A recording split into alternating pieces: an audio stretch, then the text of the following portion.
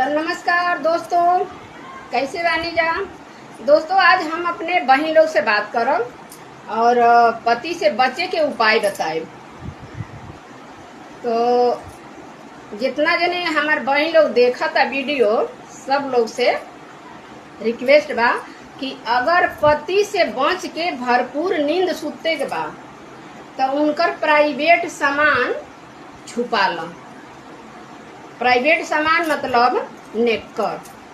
फिर पति अगर पूछिया कि नेकर का भइल तो रउए पहिने नहीं तो हमके का पता बाटे, कहीं पड़ोसी के घरे नहीं ना छूट गईल।